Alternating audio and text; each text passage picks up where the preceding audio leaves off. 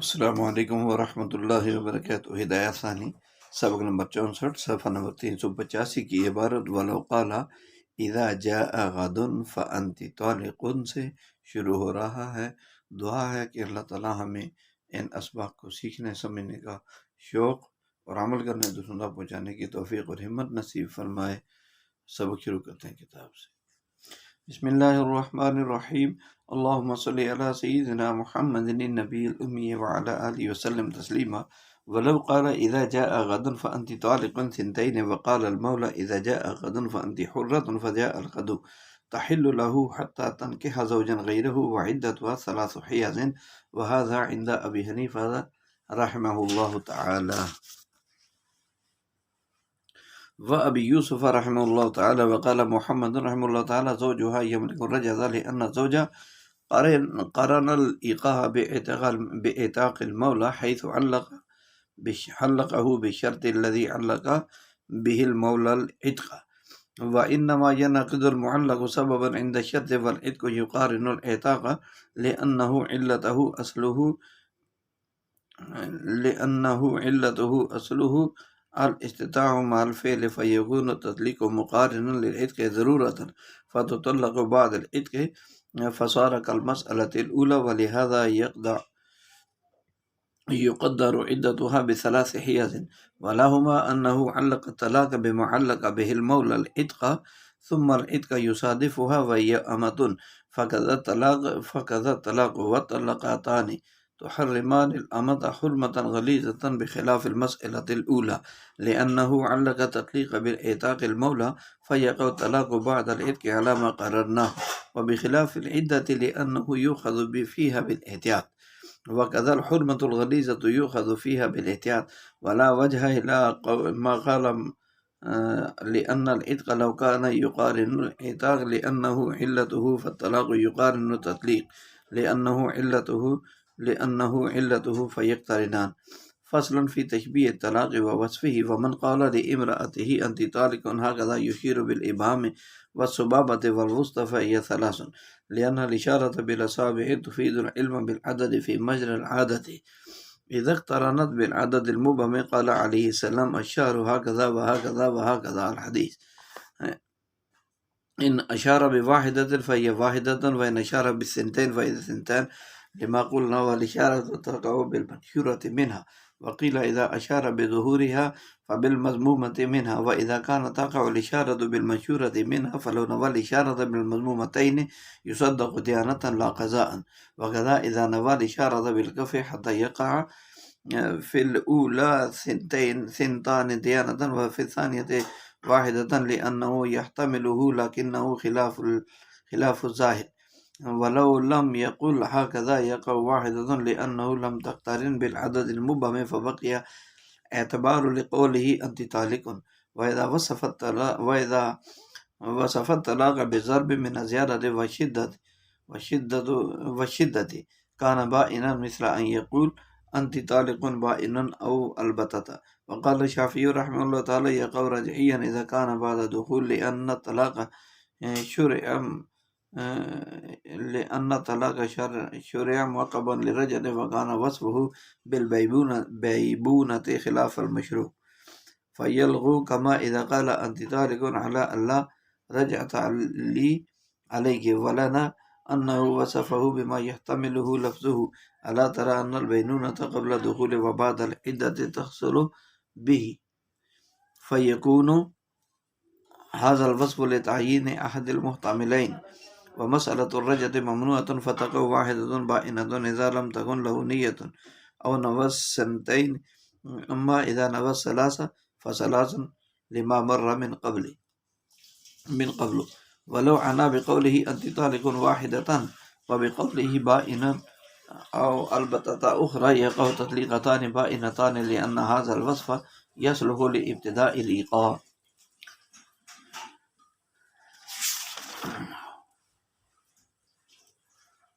جی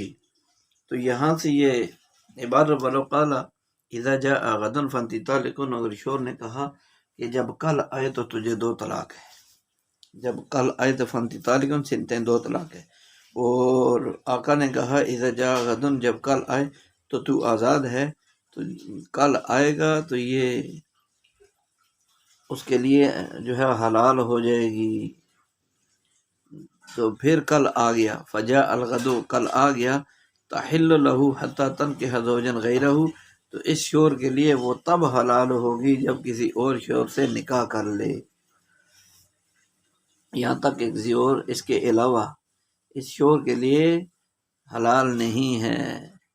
یہاں تک کہ کسی اور شور سے یہ کیا کر لے، نکاح کر لے۔ وعدتها 3 حیض، یعنی نکاح مراد یہاں حلالہ کروائے، اور اس کی عدت 3 حیض ہوں گے، عدت 3 حیض ہوں گے۔ اور یہ امام ابو یوسف اور امام ابو حنیفہ یعنی شیخین کا مذہب ہے، یہ شیخین رحمہ اللہ کا مذہب ہے۔ اور امام محمد رحمۃ اللہ علیہ فرماتے ہیں زوجہا، کہ اس کا شور رجت کا مالک ہوگا، زوجہا یملک رجت، اس کا شور رجوع کرنے کا مالک ہوگا، لأن زوج قارن علیقہ باعتاق المولا، کیونکہ امام محمد کی دلیل، شوہر نے ایقاء طلاق کے واقع کرنے کو مولا کے عتق کے ساتھ جو ہے متصل کر دیا ہے، چنانچہ اس نے اسی شرط پر طلاق کو معلق کیا جس شرط پر مولا نے عتق کو معلق کیا۔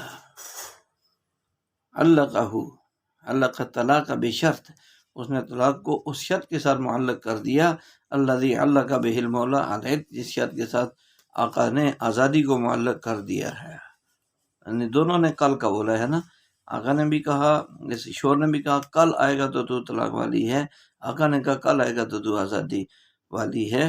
تو یہ دونوں کا ایک ہی شرط کے ساتھ معلق کرنا پایا گیا۔ وَإِنَّمَا يَنْعَقِدُ الْمُعَلَّقُ سَبَبًا عِنْدَ الشَّرْطِ، اور جس شرط پر، اور معلق وجود شرط کے وقت سبب بن کر منعقد ہوتا ہے، يَنْعَقِدُ الْمُعَلَّقُ، معلق منعقد ہوتا ہے سببًا عند الشرط، شرط کے پائے جانے کے وقت سبب بن کر معلق ہوتا ہے۔ وَالْعِتْقُ يُقَارِنُ الْعِتَاقَ، اور عتق جو ہے وہ اعتاق سے متصل یعنی ملا ہوا ہے، لأن العتاق علت العتق، اس لیے کہ اعتاق عتق کی علت ہے، اعتاق عتق کی علت ہے۔ اصلہ الاستطاعہ مع الفعل، اس کی اصل کیا ہے کہ جس کی اصل فعل کے ساتھ استطاعت ہے، جس کی اصل فعل کے ساتھ کیا ہے، فعل کے ساتھ استطاعت ہے۔ فَيَكُونُ التَّطْلِيقُ مُقَارَنًا لِلْعِتْقِ، تو لہذا تطلیق عتق کے ساتھ کیا ہوگی، ضرورتاً عتق کے مقارن ہوگا، تطلیق عتق کے کیا ہوگا، مقارن ہوگا، اور عتق کے بعد بیوی مطلقہ ہو جائے گی۔ ثم العتق، اور فتطلق بعد العتق، عتق کے بعد بیوی مطلقہ ہو جائے گی۔ فصار کالمسألۃ الأولیٰ، لہذا یہ مسئلہ بھی پہلے مسئلہ کی طرح ہو گیا، اسی وجہ سے عورت کی عدت 3 حیض مقرر کی گئی ہے، 3 حیض مقرر کی گئی ہے۔ صورت مسئلہ یہ ہے کہ اگر شوہر نے اپنی بیوی سے جو دوسرے کی باندھی ہے، بیوی تو اس کی ہے لیکن باندھی دوسرے کی ہے، تو اس کو کہا اذا جاء غد فانت طالق سنتین، کہ جب کل کی تاریخ آئے، کل کا دن آئے تو تجھے 2 طلاق، اور اس کے آقا نے بھی اس کو یہ کہا، آزاد کرنے کی نیت سے یوں کہہ رکھا تھا کہ اذا جاء غد فانت حرۃ، تو اب غد میں بیوی پر کتنی طلاق واقع ہوں گی؟ اس سلسلے میں 2 مذہب ہیں، شیخین کا مذہب تو یہ ہے کہ بیوی پر 2 طلاق واقع ہوں گی، اور چونکہ وہ باندھی ہے اور 2 طلاق اس کے حق میں فرد حکمی ہے، اس لیے انہی 2 سے وہ مغلظہ بائنہ اور شور کے لیے ہمیشہ کے لیے حرام ہو جائے گی، کیونکہ آزادی اس وقت وہ باندھی تھی، آزاد اور نہیں تھی، باندھی کی 2 ہی طلاقیں ہوتی ہیں، تو 2 واقع ہو گئی، مغلظہ ہو گئی، حرام ہو گئی۔ اور حلالہ شرعیہ کے بغیر دونوں دوبارہ میاں بیوی کی طرح نہیں رہ سکتے، جب تک حلالہ نہ کرے، بیوی کسی اور سے نکاح کرے اور پھر اس کے پاس رہے، پھر وہ اس کو 3 طلاق دے، پھر اس کے بعد یہ پہلے بار عدت پوری کرے اور پہلے والے سے نکاح کر لے، تب حلال ہوگی۔ البتہ اس کی عدت جو ہوگی وہ 3 حیض ہوں گے، عدت جو ہے وہ 3 حیض ہوں گے۔ اس کے برخلاف امام محمد رحمۃ اللہ علیہ کا کہنا یہ ہے کہ بھائی بیوی پر 2 طلاق رجعی واقع ہوں گی اور اس کے شوہر کو رجوع کرنے کا پورا حق حاصل ہوگا، رجوع کرنے کا پورا حق حاصل ہوگا۔ امام محمد کی دلیل یہ کہ جس چیز پر آقا نے آزادی کو معلق کیا ہے اسی چیز پر شوہر نے طلاق کو معلق کیا، یعنی غد کے آنے پر، اس چیز پر، اس لیے شوہر کا ایقاع مولا کے اعتاق سے متصل اور ملا ہوا ہے، مقارن ہے، اور چونکہ عتق اعتاق کی علت ہے، عتق جو ہے آزادی، یہ اعتاق آزاد کرنے کی علت اور سبب ہے، وجہ ہے، اس لیے وہ اعتاق کے مقارن ہوگی، عتق اعتاق کے ساتھ ملی ہوئی متصل ہوگی، کیونکہ علت کی اصل ہی یہی ہے کہ فعل پر قادر ہونے کی صورت میں بندے سے اس کا صادر ہو جائے، صدور ہو جائے، فعل صادر ہو جائے۔ بہرحال جب عتق اعتاق کے ساتھ متصل ہے اور ایک ہی شرط پر معلق ہونے کی وجہ سے اعتاق اور تطلیق اور ایقاع میں بھی آپس میں اتصال ہے، ملے ہوئے ہیں،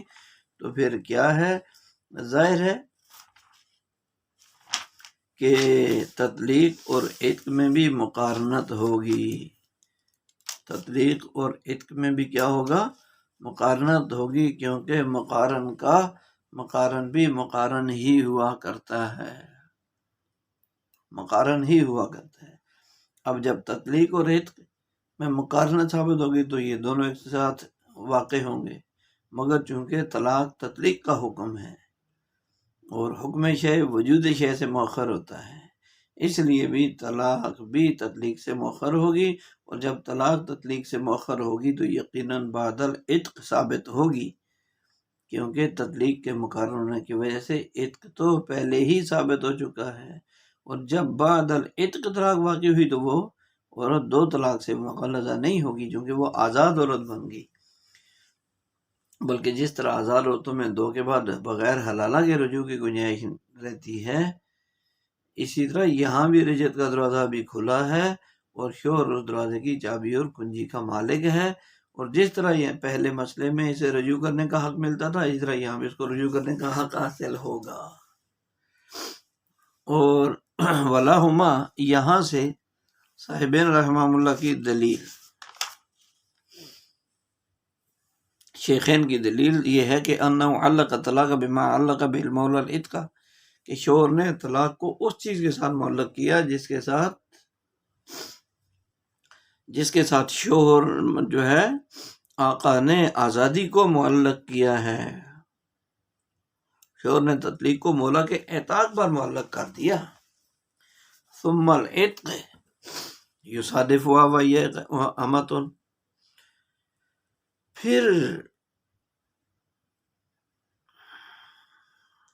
عتق عورت کو باندھی ہونے کی حالت میں لاحق ہوتا ہے۔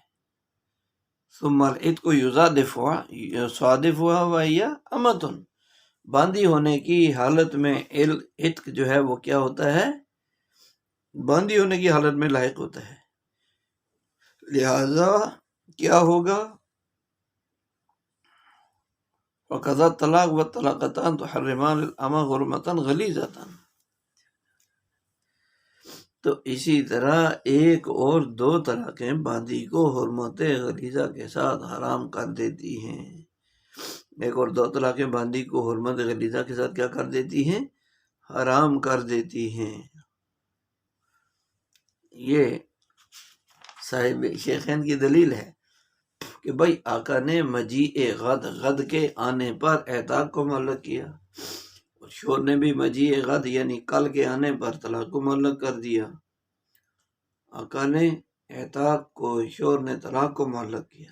اور یہ بات طے شدہ ہے کہ عتق بحالت باندھی کو، بحالت امہ باندھی کو لاحق ہوتی ہے، یعنی باندھی ہے تو عتق اس کو ملے گی نا، لہذا طلاق بھی بحالت امہ ہی لاحق ہوگی، اور چونکہ باندھی 2 طلاق کا محل ہوتی ہے، اس لیے شوہر کی دی ہوئی دونوں طلاقوں سے وہ مغلظہ اور بائنہ ہو جائے گی، اور بغیر حلالہ شرعیہ کے رجوع کرنے کی کوئی گنجائش باقی نہیں رہے گی، کوئی گنجائش باقی نہیں رہے گی، برخلاف پہلے مسئلہ کے۔ بخلاف العدہ، کیونکہ وہاں شور نے تطلیق کو مولا کے اعتاق پر معلق کیا تھا، لأنہ، بخلاف پہلے مسئلہ کے، لأنہ علق تطلیق باعتاق المولا، لأن زوج، شوہر نے طلاق کو معلق کیا تھا، طلاق دینے کو آقا کی آزاد کرنے کے ساتھ، فیہاں کا طلاق بعد العتق علی ما قررنا، تو لہذا کیا ہو جائے گا کہ عتق کے بعد وہاں طلاق واقع ہوگی اس تفصیل کے مطابق جسے ہم بیان کر چکے ہیں۔ وبخلاف العدہ، یہاں سے یہ بتانا چاہتے ہیں برخلاف عدت کے، کیوں کہ لأنہ یؤخذ فیہا بالاحتیاط، اس لیے کہ عدت میں تو احتیاط پر عمل کیا جاتا ہے، وغزل حرمت الغلیظہ یؤخذ منہا فیہا بالاحتیاط، اور ایسے ہی حرمت غلیظہ میں بھی احتیاط پر عمل کیا جاتا ہے۔ ولا وجہ الی ما قال لأن العتق لو کان یقارن العتاق، او عمل کیا جاتا ہے، اور امام محمد رحمۃ اللہ علیہ کے قول کی کوئی دلیل نہیں ہے، امام محمد رحمۃ اللہ علیہ کے ولا وجہ الی ما قال، امام محمد نے جو فرمایا اس کی کوئی دلیل نہیں ہے۔ اس لیے کیوں نہیں ہے؟ اس لیے کہ لأن العتق لو کان یقارن العتاق، اس لیے کہ عتق اگر اعتاق کے ساتھ ملا ہوا ہوگا، لأنہ علتہ، مقارنہ تو کیا ہوا، یہ تو اس کی علت ہے، عتق اعتاق کی علت ہے، چنانچہ طلاق تطلیق کے مقارن ہے، اس لیے کہ تطلیق طلاق کی علت ہے، لہذا دونوں ایک دوسرے کے مقارن ہوں گے، اور دونوں ایک دوسرے کے مقارن ہونے میں کسی کو کوئی اعتراض کوئی نہیں ہے۔ یعنی امام محمد نے 3 حیض کو عدت متعین کرنے سے بھی بقائے رجعت اور عدم مباینت پر دلیل پیش کی۔ یہاں سے اس کی تردید کرتے ہوئے فرماتے ہیں کہ اصل اور قیاس کے اعتبار سے صورت مسئلہ میں ہمارے ہاں اس عورت کی عدت 2 حیض ہی ہونے چاہیے تھے، مگر عدت و امور میں سے ہے جن میں احتیاط کو لازم رکھا جاتا ہے، اس لیے احتیاطاً ہم نے بھی مذکورہ عورت کی عدت 3 حیض متعین کی، جیسے اس عورت کو مغلظہ نہ ہونے یا رجعت کی گنجائش رہنے پر دلیل نہیں بنایا جا سکتا۔ اور وقضى الحرمہ، یہاں سے یہ بتانا چاہتے ہیں حرمت الغلیظہ، کہ چونکہ عورت کو مغلظہ قرار دینے میں وہ شوہر پر حرام ہو جائے گی، اور مواضع حرمت میں بھی احتیاط برتی جاتی ہے، اس لیے ہم نے یہاں بھی احتیاط کے پیش نظر حرمت غلیظہ کے ثبوت اور واقع ہونے کا فتویٰ دیا ہے۔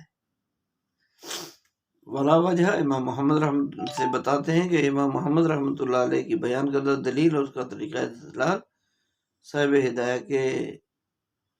ہاں ٹھیک نہیں ہے، اس لیے یہاں اس کی جو ہے وہ امام محمد رحمۃ اللہ علیہ کے بیان کردہ قول کی کوئی دلیل نہیں ہے، اس لیے کہ جب اعتاق کو علت ہونے کی بنا پر عتق کے اس کے ساتھ مقارن ہے، تو تطلیق کی علت ہونے کی بنا پر طلاق بھی تطلیق سے مقارن ہے، اور عتق اعتاق کے ساتھ واقع ہوتی ہے، طلاق بھی تطلیق کے ساتھ واقع ہوتی ہے، کیونکہ عتق باندھی ہونے کی حالت میں واقع ہوتی ہے، طلاق بھی باندھی ہونے کی حالت میں بھی یہاں واقع ہوگی، اور بحالت عامہ باندھی اگر کسی عورت کو 2 طلاق دی جاوے تو مغلظہ بائنہ ہو جاتی ہے، لہذا صورت مذکورہ میں بھی یہ عورت مغلظہ بائنہ ہوگی اور عدت کے تمام دروازے بند ہوں گے۔ فصلن سے فی تشبیہ طلاق و وصف ہی، یہ طلاق کو کسی چیز کا مشابہ قرار دینے اور اس کا وصف بیان کرنے کے سلسلے میں ہے۔ ومن قال لامرأته، جس آدمی نے اپنی بیوی سے کہا انتی طالق ہاکذا یشیر بالابہام والسبابہ والوسطی، کہ جس آدمی نے ابہام، سبابہ اور وسطی کی انگلیوں سے اشارہ کر کے اپنی بیوی سے کہا انتی طالق ہاکذا، انتی طالق ہاکذا، 3 انگلیوں سے اشارہ کر کے کہا، تو وہ 3 طلاق والی ہوگی۔ تو وہ کیا ہوگی؟ وہی ثلاثن، 3 طلاق والی ہوگی، لأن الاشارہ بالاصابع تفید العلم بالعدد، اس لیے کہ انگلیوں کا اشارہ اگر عدد مبہم سے متصل ہو تو عادتاً وہ عدد کی معلومات کا فائدہ دیتا ہے، تفید العلم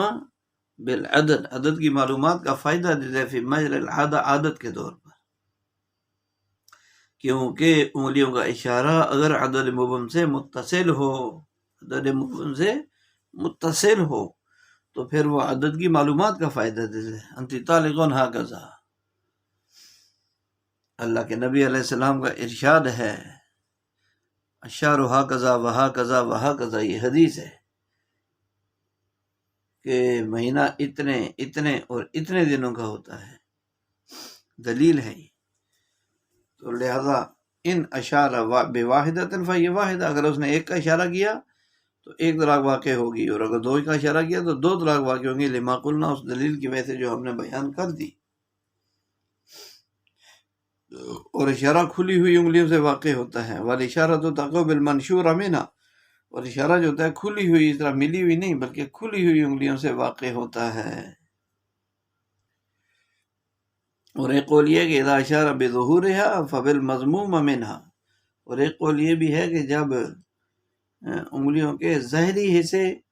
سے اشارہ کرے تو پھر ملی ہوئی انگلیوں سے اشارہ واقع ہوگا، ملی ہوئی انگلیوں سے اشارہ واقع ہوگا، ایسے ملی ہوئی انگلیوں سے اشارہ واقع ہوگا۔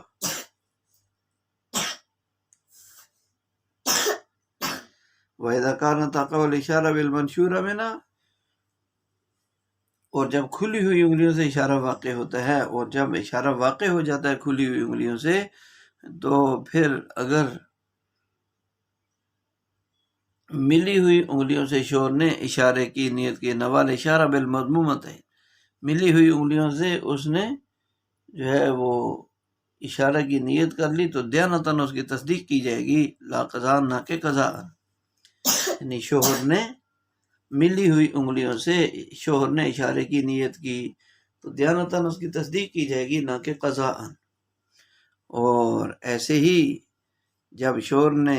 ہتھیلی کے ساتھ اشارہ کر لیا، حتی یقع فی الاولی سنتان دیانتاً، شوہر نے ہتھیلی کے ساتھ جب اشارے کی نیت کی یہاں تک کہ پہلی صورت میں 2 طلاق واقع ہوں گی دیانتاً، اور دوسری صورت میں 1 طلاق واقع ہوگی، دوسری صورت میں 1 طلاق واقع ہوگی۔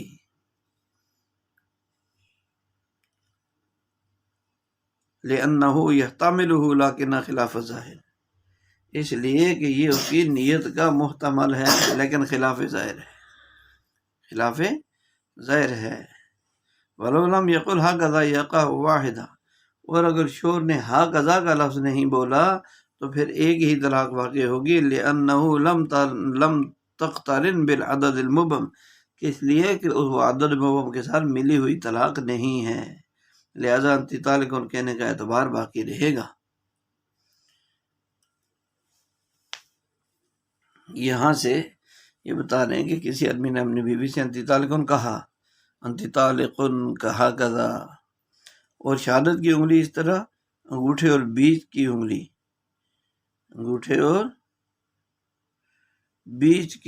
شہادت کی انگلی اسی طرح انگوٹھے اور بیچ کی انگلی سے اشارہ کیا، ایسے 3 سے انگوٹھا اشارہ کیا، تو اس صورت میں اس کی بیوی پر 3 طلاق واقع ہوں گی۔ دلیل یہ ہے کہ یہاں شوہر نے انت طالق ہاکذا کہنے کے بعد سبابہ وسطیٰ اور ابہام کے ذریعے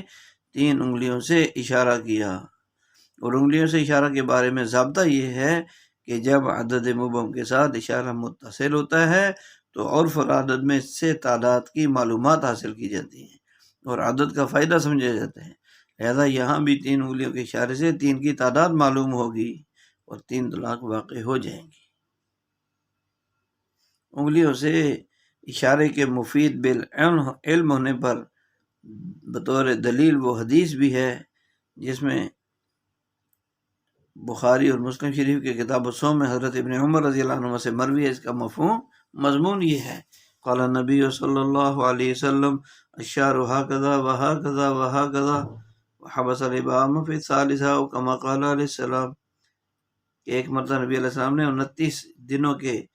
کا مہینہ ہونے کی وضاحت فرمائی، لوگوں کو سمجھانے کی غرض سے آپ علیہ السلام نے اپنے دونوں ہاتھوں کی انگلیوں کو 3 مرتبہ اٹھا کر حاضرین سامعین کو دکھایا، اور تیسری مرتبہ میں ایک ہاتھ سے شہادت کی انگلی کو روک لیا، اس طرح 2 مرتبہ میں دونوں ہاتھوں کی انگلیوں کا مجموعہ 20 ہو گیا۔ اور تیسری دفعہ میں ایک انگلی کو روک کر صرف 9 انگلیوں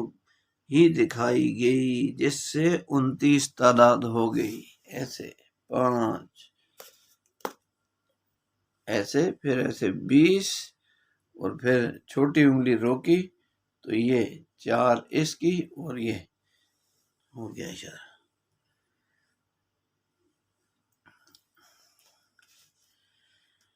ویسا وصف طلاق بضرب من الزیادۃ، یہاں سے یہ بتانا چاہتے ہیں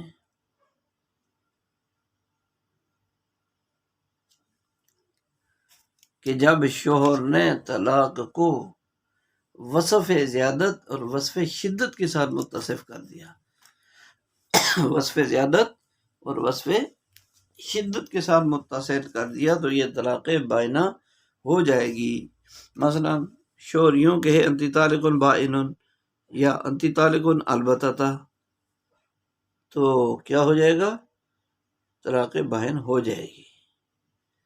امام شافعی رحمۃ اللہ علیہ فرماتے ہیں کہ طلاق رجعی واقع ہوگی اذا کان بعد دخول، جبکہ یہ طلاق دخول کے بعد ہو۔ اگر دخول کے بعد ایسا ہوا تو طلاق رجعی واقع ہوگی، لأن طلاق شرعی جو ہے فرماتے ہیں کہ شرع معقبا للرجعۃ، اس لیے کہ طلاق کو اس حال میں مشروع کیا گیا کہ اس کے بعد رجعت ہو، اس کے بعد رجوع ہونا پایا جائے۔ فکان وصفہ بالبینونیت، اور لہذا بینونت کے بعد ذریعے اس کو متصف کرنا یہ خلاف ہے، یہ مشروع ہوگا، شریعت کے خلاف ہوگا۔ فیغلو، تو یہ لغو ہو جائے گا، یہ وصف زیادت والا لغو ہو جائے گا۔ کما اذا قال، جیسے کہ شوہر نے کہا انتی طالق علی اللہ رجعت لی علیک، تو طلاق والی ہے، اس شرط پر تجھے طلاق ہے کہ میرے لیے رجوع کرنے کا کوئی حق نہ رہے، تو اس سے طلاق رجعی واقع ہوگی۔ وَلَنَا أَنَّهُ وَصَفَ بِمَا يَحْتَمِلُهُ لَفْظُهُ وَلَا تَرَى، ہماری دلیل یہ ہے کہ شوہر نے ایسی چیز کے ساتھ طلاق کو متصف کیا ہے کہ اس کا لفظ جس کا محتمل ہے، اس کا لفظ جس کا محتمل ہے۔ کیا تم دیکھتے نہیں ہو کہ دخول سے پہلے طلاق دینے کی صورت میں یا عدت کے بعد لفظ تطلیق سے طلاق بائنہ ہو جاتی ہے، طلاق بینونت حاصل ہو جاتی ہے، بینونت کا مطلب جدائی حاصل ہو جاتی ہے۔ کیا تم دیکھتے نہیں کہ دخول سے پہلے طلاق دینے کی صورت میں یا عدت کے بعد لفظ تطلیق بولنے کی صورت میں بینونت حاصل ہو جاتی ہے، یعنی جدائی، علیحدگی حاصل ہو جاتی ہے۔ فَيَكُونُ هَذَا الْوَصْفُ لِتَعْيِينِ أَحَدِ الْمُحْتَمِلَيْنِ، لہذا یہ وصف 2 احتمالوں میں سے ایک کی تعیین کے لیے ہوگا۔ وَمَسْأَلَةُ الرَّجْعِ، اور رجعت کا مسئلہ ممنوعۃ، یہ ممنوع ہے، ہمیں تسلیم نہیں ہے۔ لہذا تقع واحدۃ بائنہ، لہذا کیا ہوگا؟ اگر اذا لم تکن لہ نیہ او نوى سنتین، شوہر کی جب کوئی نیت نہ ہو یا اس نے 2 کی نیت کی ہو تو دونوں صورتوں میں ایک ہی طلاق بائنہ واقع ہوگی۔ لیکن جب شوہر نے 3 کی نیت کر دی تو پھر 3 واقع ہو جائیں گی، اس دلیل کی وجہ سے جو پہلے گزر چکی ہے۔ ولو عنا، اور اگر شوہر نے اپنے قول انتی طالق واحدۃ سے مراد لیا دوسری طلاق کو، وبقولی بائن او البتہ، اور اپنے قول انتی طالق بائنا انتی طالق البتہ، اس سے دوسری کو مراد لیا تو یقع تطلیقتان بائنتان، 2 طلاق بائنہ واقع ہو جائیں گی، 2 طلاق بائنہ واقع ہو جائیں گی۔ شوہر نے اپنے قول انتی طالقوں سے 1 طلاق اور بائن یا البتہ سے دوسری طلاق مراد لے لی تو 2 طلاق بائنہ واقع ہوں گی۔ لأن هذا الوصف يصلح لابتداء الإيقاع، اس لیے کہ یہ وصف ابتدائے ایقاع کی صلاحیت رکھتا ہے، ابتدائی ایقاع کی صلاحیت رکھتا ہے۔ صورت مسئلہ یہ ہے کہ کسی آدمی نے زیادت، شدت اور قطعیت جیسے اوصاف کے ساتھ طلاق لفظ طالق ان کو متصف کر دیا۔ مثلا اس نے ان الفاظ میں طلاق دی: انتی طالق البتہ تھا، انتی طالق بائن، تو یہ شدت جیسے الفاظ،